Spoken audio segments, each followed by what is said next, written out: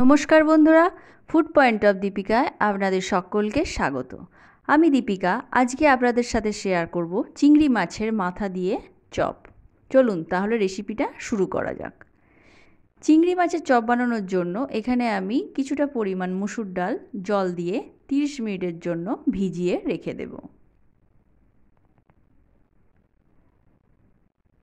অপরদিকে আমি নিয়ে নিয়েছি 250 গ্রাম পরিমাণ চিংড়ি মাছ। চিংড়ি মাছ কেনার পর আমরা অনেকেই বাজারে মুড়োটা বাদ দিয়ে মাছটাকে নিয়ে আসি। এতে কিন্তু মাছটা অনেক দিন পর্যন্ত স্টোর করা যায়, কিন্তু মাথা শুদ্ধ মাছ কিন্তু স্টোর করা যায় না। তাই মাথাটাকে ফেলে না দিয়ে এটাকে কিভাবে আমি ব্যবহার করে আজকের রেসিপিটা বানিয়ে নিচ্ছি সেটাই দেখে নেব। চিংড়ি মাছের মাথাটাকে এইবার আমি মাছ থেকে আলাদা করে নেব। দেখুন, মাথায় এই ঘিটা থাকার কারণেই মাছটা কিন্তু খুব তাড়াতাড়ি নষ্ট হয়ে যায়। এইভাবে মাথার শক্ত অংশটা এইভাবে ধরে টানলে খুব সহজেই মাথা থেকে আলাদা হয়ে যায়। দেখুন, এইখানে যে কাঁটাটা রয়েছে এটা কিন্তু খুব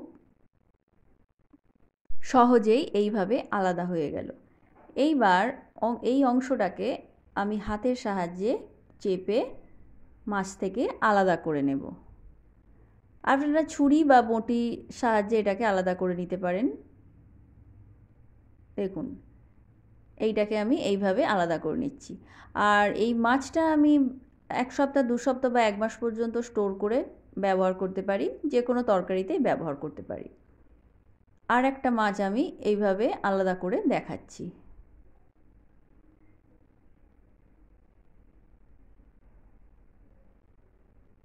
দেখুন কত সহজে আলাদা হয়ে গেল। আজকের রেসিপিটা এই মাছের মুড়োটা দিয়েই আমি বানিয়ে নেব। এইভাবে আমি সব মাছগুলোকে মুড়ো থেকে আলাদা করে নেব। দেখুন, সব মাছগুলো আমার এইভাবে আলাদা হয়ে গেছে। এই অংশটা আমি বেটে নেব, এই খোলাটাকে আমি ফেলে দেব, আর মাছটা আমি যে কোনো তরকারিতে ব্যবহার করে নিতে পারি। চলুন তাহলে এই মাছের মাথাটাকে আমি এবারে বেটে নেব। মাছের মাথাটা আমার বাটা হয়ে গেছে। অপর দিকে ডালটাও আমার 30 মিনিট মতো ভিজে গেছে। এইবার এটাকেও আমি পেস্ট করে নিচ্ছি। পেস্টটা আমার রেডি হয়ে গেছে। এইবার এটাকে একটা বাটির মধ্যে আমি ঢেলে নিচ্ছি।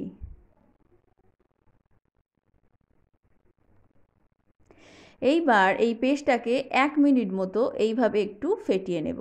এতে করে যে চপটা আমি বানাবো সেটা কিন্তু খুব নরম ফ্লপি হবে। এইবার এর মধ্যে অ্যাড করে দিচ্ছি একটা মিডিয়াম সাইজের কুচি করে রাখা পেঁয়াজ, আর দিয়ে দেব 3 থেকে 4টে কুচি করে রাখা কাঁচা লঙ্কা,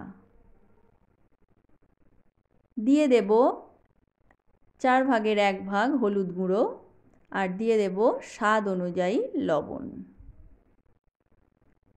দিয়ে দিচ্ছি বেটে রাখা মাছের মাথার পেস্টটা। এই সমস্ত উপকরণগুলোকে হাত দিয়ে খুব ভালো করে মেখে নেব।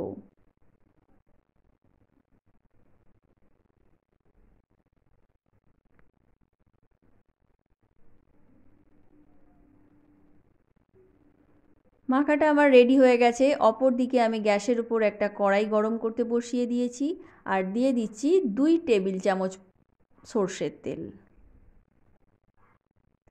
এইটা প্রথমেই বলে দিই, এই চপটা কিন্তু ডুবো তেলে একদমই ভাজা যাবে না। এইটাকে এইভাবে অল্প অল্প করে তেল দিয়ে 3 থেকে 4টে চপ আমি এইভাবে ভেজে নেব।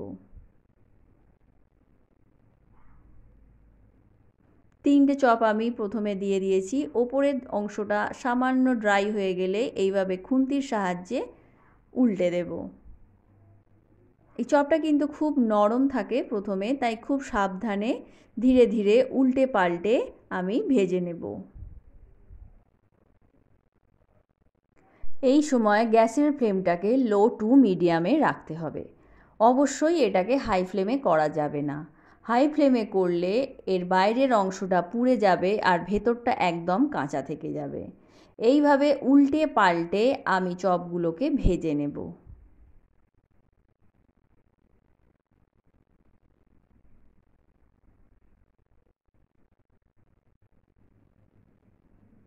দেখুন আমার চপগুলো রেডি হয়ে গেছে। এইবার এগুলোকে কড়া থেকে উঠিয়ে নেব।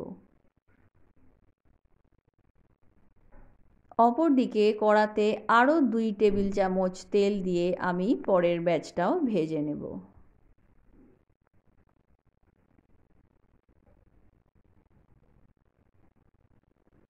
আমি আরও 3 থেকে 4টে চপ এইভাবে দিয়ে দেব।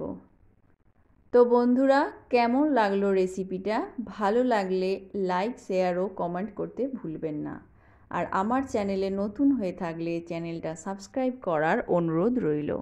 পাশে থাকা বেল আইকনটা প্রেস করে দেবেন, যাতে করে আমি চ্যানেলে নতুন কোনো ভিডিও দিলে তার আপডেট আপনি পেতে পারেন। তো আজকের মতো এ পর্যন্তই। আবার দেখা হবে অন্য কোনো রেসিপি নিয়ে। ততক্ষণের জন্য নমস্কার।